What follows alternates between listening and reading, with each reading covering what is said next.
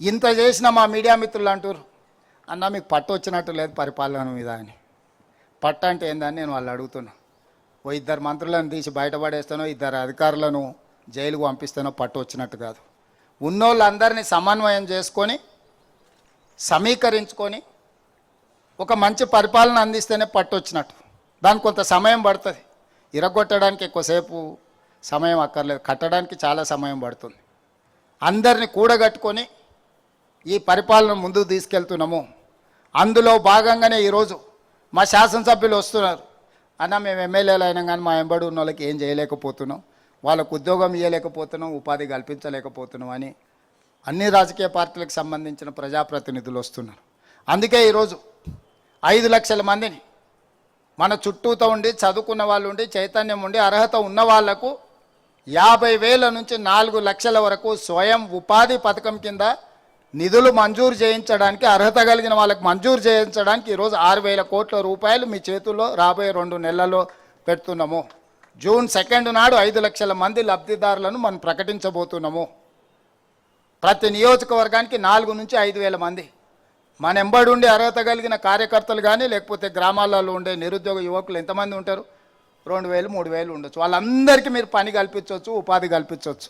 శంకర్ కొంచెం ఎక్కువ ఉండొచ్చు, కొంచెం ఎక్కువ అడిగేటట్టున్నాడు, పర్వాలేదు.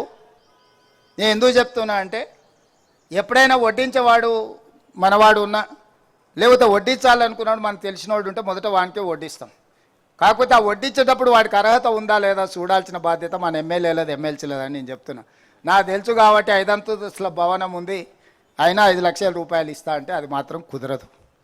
గతంలో అట్లా చేసిన వాళ్ళు ఎక్కడున్నారో మీరు చూసిరు. ఇప్పుడు మాత్రం అట్లా కుదరదని చెప్పి ఈ వేదిక మీద నుంచి మా సహచార మంత్రివర్గ సభ్యులకు, మా మిత్రులకు చెప్తున్నా. నిజమైన నిరుద్యోగ యువకులకి ఇది అందాలి, ఈ ప్రభుత్వం మీద విశ్వాసం కలగాలి. ఈరోజు 57,924 ఉద్యోగాలు ఇచ్చినామంటే పారదర్శకంగా ఇచ్చినాం కాబట్టి ఎక్కడ చిన్న ఆరోపణ మన ప్రభుత్వం మీద లేదు. అదేవిధంగా 22,000 మంది టీచర్లకు 20 ఏండ్ల నుంచి ప్రమోషన్లు లేకుంటుంటే ఇచ్చినాం, చిన్న ఆరోపణ లేదు. 10 ఏండ్ల నుంచి బదిలీలు లేకుండా ఉన్న టీచర్లకు 36,000 మంది టీచర్లను బదిలీ చేసినాం.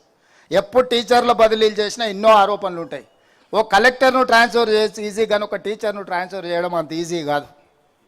అయినా చిన్న ఆరోపణ లేకుండా 36,000 మంది టీచర్లను మనం ఈరోజు బదిలీ చేసుకోగలిగినాం. ప్రభుత్వంలో ఏళ్ళ కొద్దీ పేరుకపోయిన బదిలీలు అన్ని శాఖలల్లో మనం వచ్చిన తర్వాత బదిలీలు చేసినాం.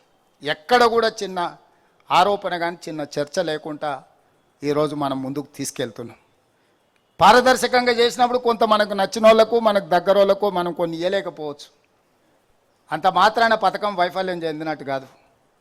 మనకు కావాల్సిన వాళ్ళకి ఇంకో రూపంలో రాజకీయంగా అవకాశాలు కల్పించండి. సర్పంచ్కో, ఎంపీటీసీకో, జడ్పీటీసీకో, ఎంపీపీకో, కానీ పథకాలలో మాత్రం పారదర్శకంగా ఉండాలి. అప్పుడే ప్రజలకు మనం ఆదర్శవంతంగా ఉంటాం. ఆదర్శవంతమైన పరిపాలన అందించాల్సిన అవసరం మన మీద ఉన్నది. దయచేసి ఈ పథకం మా అధికారులకు కూడా నేను సూచన చేస్తున్నా. ఎక్కడికక్కడ అర్హులు కలిగిన వాళ్ళను మనం ఆదుకోవాలి. ఉద్యోగాలు ఇవ్వగలిగిన వాళ్ళకు ఉద్యోగాలు ఇద్దాం, ఉపాధి కల్పించాల్సిన వాళ్ళకు వృత్తి నైపుణ్యం నేర్పిద్దాం. ఈరోజు మా అధికారులకు కూడా నేను సూచన చేస్తున్నా. ఎక్కడికక్కడ అర్హులు కలిగిన వాళ్ళను మనం ఆదుకోవాలి. ఉద్యోగాలు ఇవ్వగలిగిన వాళ్ళకు ఉద్యోగాలు ఇద్దాం, ఉపాధి కల్పించాల్సిన వాళ్ళకు ఉపాధి కల్పిద్దాం, వృత్తి నైపుణ్యాన్ని నేర్పించాల్సిన వాళ్ళకు వృత్తి నైపుణ్యం నేర్పిద్దాం. ఈరోజు యంగ్ ఇండియా స్కిల్స్ యూనివర్సిటీ కావచ్చు, యంగ్ ఇండియా స్పోర్ట్స్ యూనివర్సిటీ కావచ్చు, young India integrated residential schools కావచ్చు, ఇవన్నీ కూడా విద్యలో నైపుణ్యంలో ఒక ప్రక్షాళన. అడ్వాన్స్డ్ టెక్నాలజీ సెంటర్లు 70 ఏళ్ల క్రితం ప్రారంభించిన ఐటీఐలు ఇప్పటికి అలాంటివే ఉన్నాయి. నాంపల్లి ఎమ్మెల్యే గారు ఉండొచ్చు, 4 ఐటీఐలు నాంపల్లిలో ఎప్పుడో ఉన్న నాంపల్లిలో ఉన్నాయి, కానీ అప్గ్రేడ్ కాలే. అక్కడ ఫిట్టరో, డీజిలో, మెకానికలో, ఎలక్ట్రికలో నేర్చుకుంటే బయటకు వస్తే అవి లేవు. డీజిల్ మెకానిక్ నేర్చుకుంటే ఆడ అంబాసిడర్ ఫియట్ కార్లు నేర్పిస్తే బయట ఆ కారు ఎక్కడున్నదో కూడా దొరకడం లేదు రిపేర్ చేద్దామంటే. అందుకే ఈరోజు టెక్నాలజీ అప్గ్రేడ్ అయింది, సాంకేతిక నైపుణ్యం అప్గ్రేడ్ అయింది. అందుకే ఈరోజు అంత అప్గ్రేడ్ చేసిన సాంకేతిక నైపుణ్యాన్ని అడ్వాన్స్ టెక్నాలజీ సెంటర్స్లో 100 అడ్వాన్స్ టెక్నాలజీ సెంటర్లు ప్రతి నియోజకవర్గానికి ఒక్కొక్కటి ఇచ్చి వేలాది మంది నిరుద్యోగ యువకులకు శిక్షణ ఇవ్వాలనుకుంటున్నాం.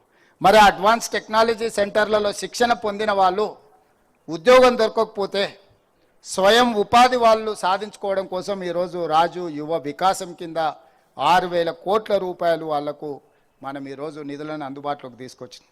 రేపు భవిష్యత్తులో ఈ అడ్వాన్స్ టెక్నాలజీ సెంటర్లలో కానీ లేకపోతే యంగ్ ఇండియా ఇంటిగ్రేటెడ్ రెసిడెన్షియల్ కాలేజీల్లో శిక్షణ పొందిన వాళ్లకు ప్రాధాన్యత ఇవ్వాలని మా ఉప ముఖ్యమంత్రి గారికి నేను రిక్వెస్ట్ చేస్తున్నా. ఎందుకంటే మనం ఎవరినైతే స్కిల్ అప్గ్రేడ్ చేస్తున్నాం, వాళ్ళకి శిక్షణ ఇచ్చినప్పుడు వాళ్ళు నేర్చుకున్న శిక్షణ సమాజానికి ఉపయోగపడాలి అని అంటే వాళ్ళకి లోన్ ఫెసిలిటీలో వాళ్ళకు కొంత ప్రయారిటీ ఇవ్వండి. ఐటీఐ చదువుకున్న వాళ్ళకి ప్రయారిటీ ఇవ్వండి. డ్రైవింగ్ లైసెన్స్ ఉండి ఏదైనా వెహికల్ నడుపుకోవడానికి ఉన్న వాళ్ళకి ప్రయారిటీ ఇవ్వండి. ఎలక్ట్రిక్ వెహికల్స్ కొనుక్కుంటే వాళ్ళకి ప్రయారిటీ ఇవ్వండి. పొల్యూషన్ కంట్రోల్ చేయడానికి అవసరమైన హైదరాబాద్ నగరంలో ముఖ్యంగా అక్బరుద్దీన్ ఓవైసీ గారు ఒక అంశాన్ని లేవనెత్తారు. మీరు స్కీమ్స్ ఇస్తున్నారు కానీ ముస్లిం మైనారిటీ పిల్లలకు వాళ్ళ పర్సంటేజ్ ప్రకారం మీరు వాళ్ళకి ఇవ్వడం లేదని. ఎస్, డెఫినెట్గా ఇండ్ల విషయంలో కానీ ఇలాంటి పథకాల విషయంలో కానీ డెఫినెట్గా అది మేము మైండ్లో పెట్టుకుంటాం. మైనారిటీస్కి కూడా సముచితమైన న్యాయం చేస్తామని చెప్పి నేను ఈ సందర్భంగా చెప్పదలుచుకున్నాను.